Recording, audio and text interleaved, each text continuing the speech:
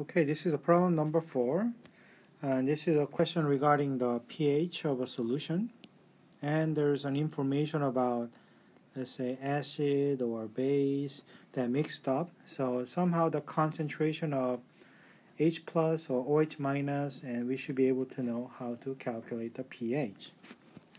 So where do I start?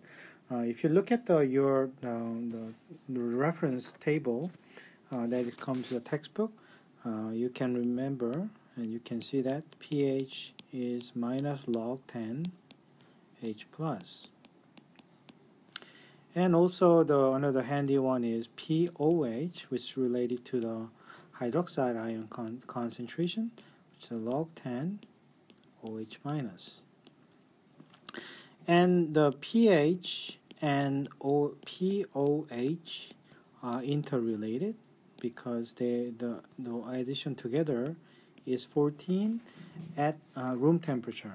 And this is because actually the fact that concentration is H plus and OH minus always under equilibrium at the number as 10 to the minus 14 at room temperature and if in water. So that's a property of the water and that establishes equilibrium if you know more.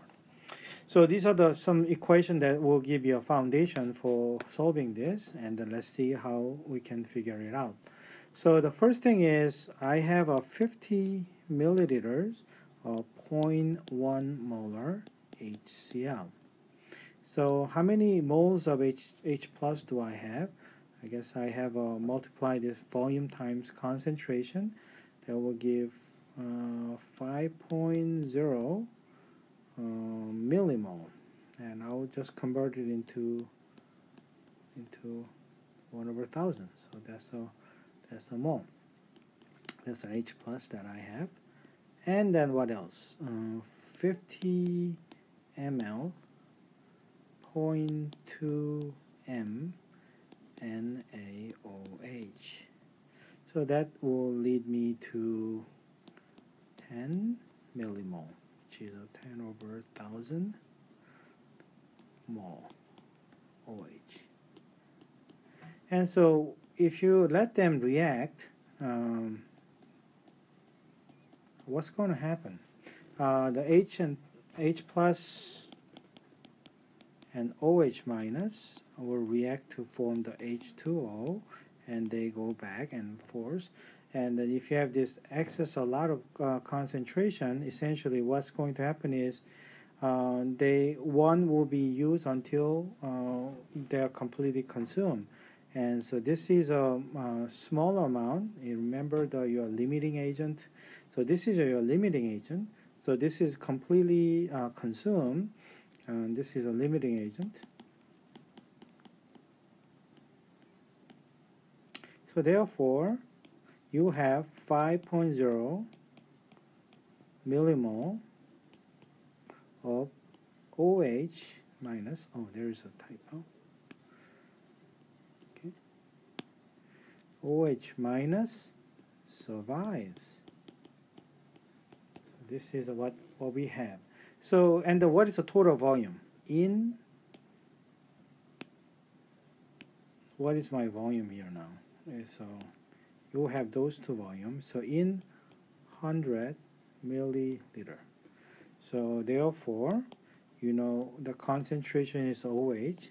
So OH concentration should be 0.1 liter, which is coming from that. That's a 0.1 liter. And then you have 5.0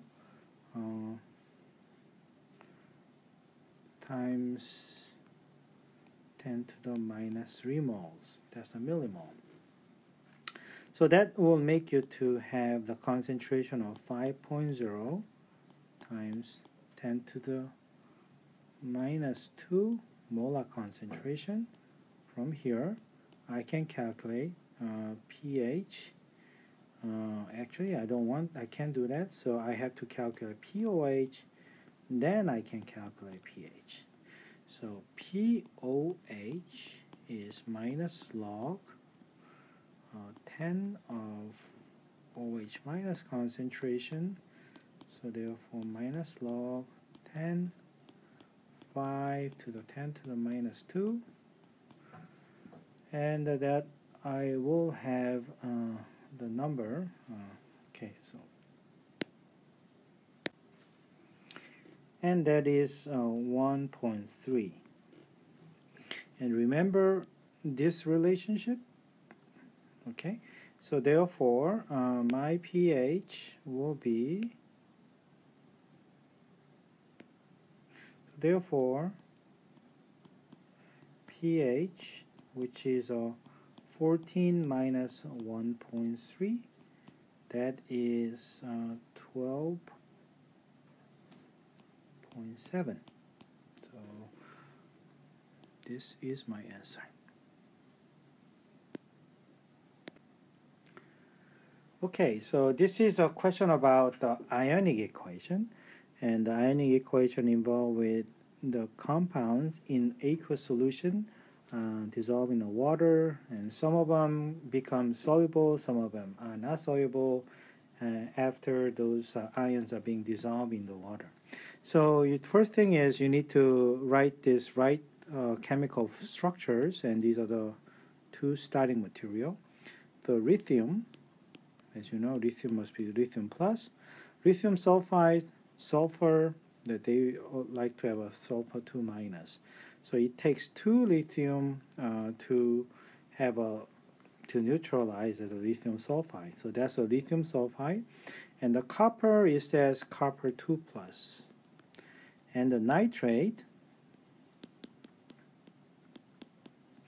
and the chemical structure of the nitrate is NO3 minus. If you're curious about the Lewis structures, actually the structure of nitrate is something looks like that. You have O and O, and this one has a double bond, so it has 4 more charges of plus, and this is 4 more charges of negative and negative, and overall it has 1 negative charges. And the lone pairs are all shown up here.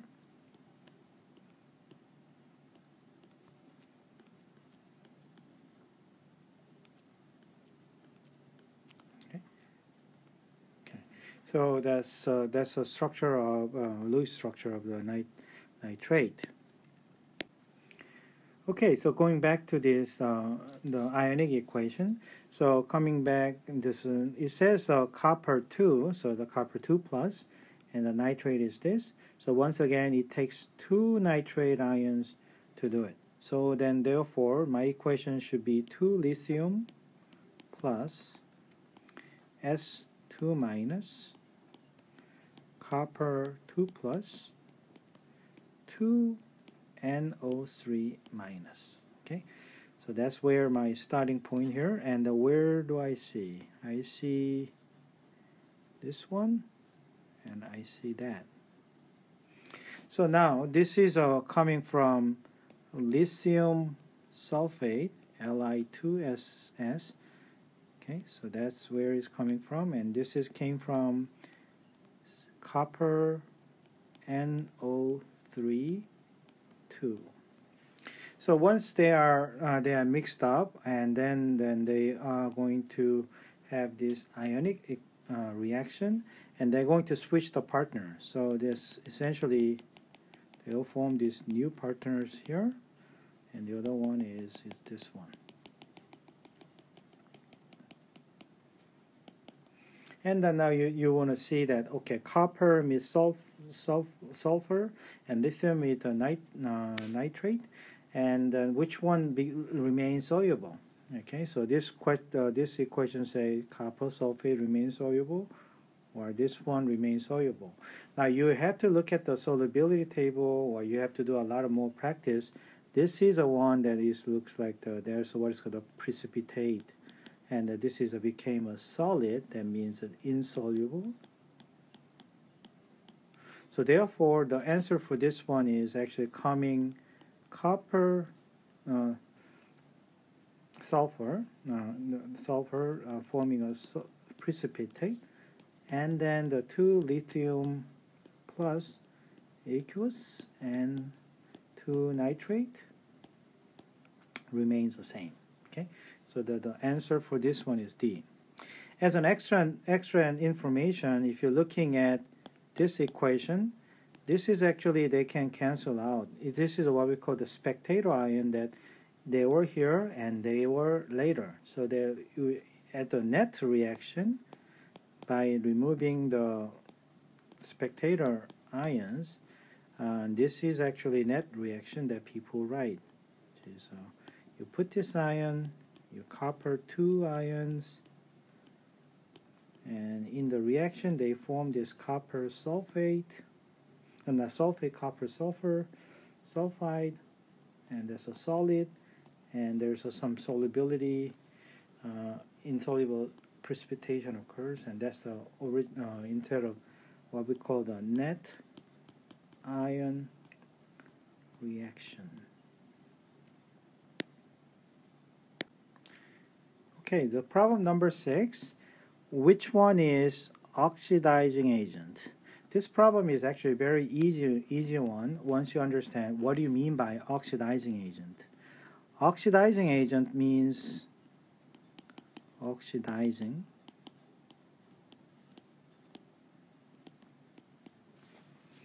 That means that the one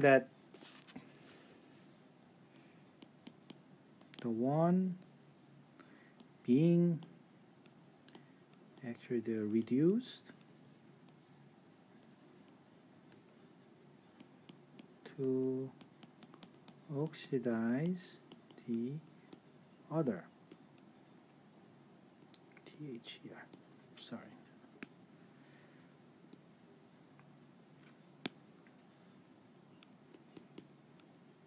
So all we gotta do is something that getting reduced in that reaction that's showing above.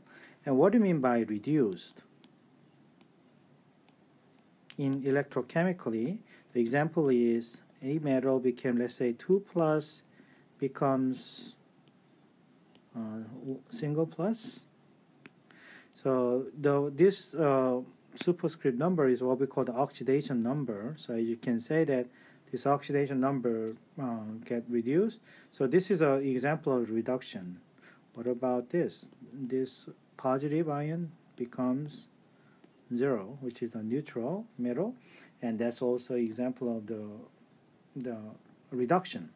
So if you're looking at here, the nickel, which means that the oxidation state is 0, and this the perchlorate ClO4 is a minus, and we call, it's a pretty long name, perchlorate, and this is actually a major ingredient in the Clorox that we use in the household. And so because of this is a -1, so the nickel is plus.